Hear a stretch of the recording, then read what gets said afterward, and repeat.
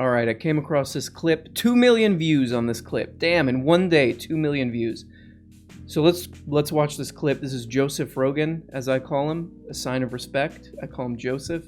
He's talking to this guy about defunding the police. This is a very frustrating clip for me to watch, and I'll... Now there's these politicians that because of the current social climate, they're encouraged to want to defund the police. That's a great way for them to get brownie points from their constituents. The people want the police defunded, which is it's the dumbest idea I've ever heard in my life. It's so crazy that this is actually gaining steam to the point where in Minneapolis, because they're trying to quiet down the mob, they've actually gone ahead and done it. Okay, so to quiet down the mob. The problem with that is that academics have been talking about this for a long time, defunding the police. And people who have spent their whole life researching criminal justice stuff, okay? And all they're saying when people say defund the police, whether you agree with it or not, all they're saying is, let's solve the actual problems. Instead of throwing police at things like homelessness, and drug users, all of that, let's put money into more efficient ways to deal with those things. That's it. That's the whole idea. It's not the mob saying things. This idea has been around forever, for a very long time, okay? And it's not just a mob, it's from research. So then he says this thing about, they're doing this for political reasons. They're going to try to defund the police for political reasons. What's funny about this is it's historically been the opposite. There's literally a quote from one of Nixon's advisors, and when Nixon was president, where he says literally, you can look this quote up, and I have it in one of my other videos, where he's like, look, we couldn't criminalize anti-war people, and we couldn't criminalize black people. So what we did was we criminalized marijuana and heroin. So we could police these people. We could throw the police at these people. This is where a lot of this stuff comes from. The opposite of the type of politics that Joe Rogan is talking about. What he's talking about now would be bottom-up politics, I guess you could say. It's people saying, hey, this is not working for us. Here's an interesting statistic that's pretty closely related to this. So there was a study done in the 90s, I think, that found that a child born into low socioeconomic status, basically born into poverty, is 3 times more likely to be involved in a crime. 3 times. 3 times more likely. So what does that tell you? That shows you the root of a problem. And that's all these people are saying when they say defund the police. Put that money over there into the root instead of just throwing police at these problems. What the fuck is Minneapolis going to look like in a year from now? It's going to look like Mad Max. I mean, it's going to be crazy. Yeah, it's going to be crazy. Another thing that is misunderstood in this clip is that the vast majority of what police deal with is nonviolent crime. Police are not, they're not doing Jackie Chan stuff. And a lot of what they do, just according to research, this is just what you can read about, what anybody can read about, doesn't work. So for example, homelessness, criminalizing and policing homeless people. It's more expensive to get homeless people into the criminal justice system than just give them a place to live, which is kind of obvious, really. Criminalizing sex work makes sex work less safe. The drug war, Joe Rogan should know about the drug war. I'm not even going to go into that. So he says, the Minneapolis Police Department is going to, whatever they're going to do. Who knows if they're even going to do it, scale back on police or defund the police or whatever they're talking about over there. And he goes, it's going to be like Mad Max over there. Again, most of what police do is not protecting people from violent crime. And the people who say defund the police aren't saying get rid of police, get rid of detectives or get rid of all police. It's really this. It's we need to help poor people instead of just writing poor people tickets and arresting poor people. That's really all the stuff that I've read about defunding the police. It basically says that.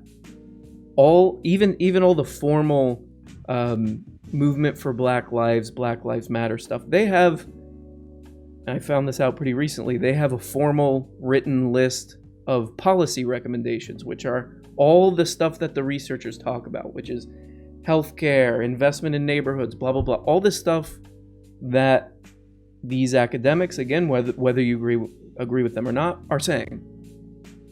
That's what defund the police means. Put the money over there. Put the money into solving issues rather than policing poor people. That's it. But here's the problem. You know what the police need more than anything else? They need money for training. And the way the police departments are set up, they do the most ridiculously minuscule amount of training for what their job is. Even in a defunding the police situation, you could still have a highly trained violent crime task force in the police who have the kind of training that Jocko's talking about. You could have a high, that unit could be highly trained. What these academics, also people like Naomi Murakawa, you could read her book too. She's basically like, get rid of misdemeanors. Just get rid of this stuff. It just targets poor people and makes their life harder. Get rid of it. That's the kind of crap that people are saying when they say defund the police. It's fairly obvious, researched, sensible stuff. At least know what the argument is. That's all I'm saying. If you want to argue the opposite direction, you want to say, I know all that. Yeah, we could spend more money on helping people living in poverty, helping them get out of poverty, helping schools, maybe having universal health care. We could put money all toward that. I don't like that. I saw RoboCop a couple days ago, and I like that better. That's cooler. And as somebody who likes RoboCop a lot, I can kind of identify with that, because there's an element to there's a part of my brain that wants RoboCop to be real, like most people. Don't just watch a Benny Shapino video and say, "Oh, I got the issue now." Done. Don't just watch a Jordy Biederman video and say, "Done, I get it."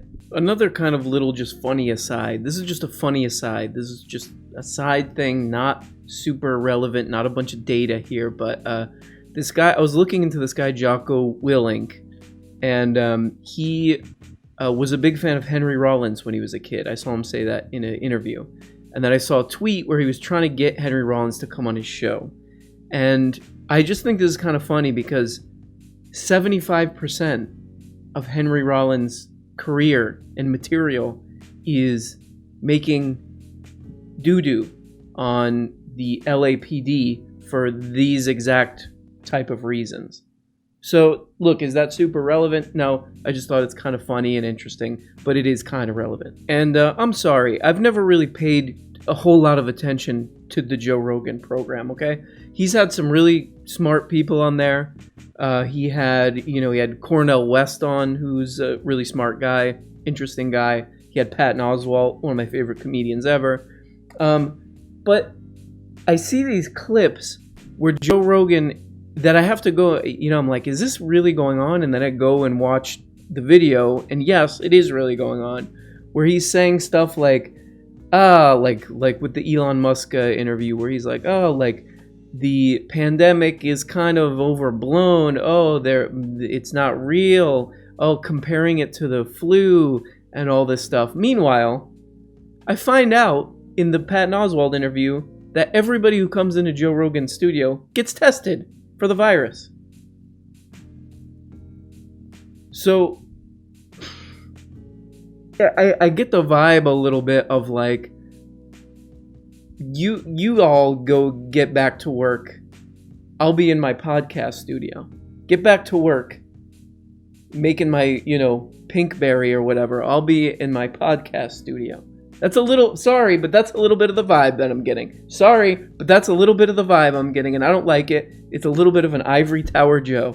That strikes me as hashtag Ivory Tower Joe a little bit, okay? So yeah, if you're lazy like me, if you're a lazy slob, a lazy blob slob like me, and you don't want to actually read these books, I did a bunch of videos reviewing this, summarizing the end of policing, and I talk a little bit about Murakawa's stuff.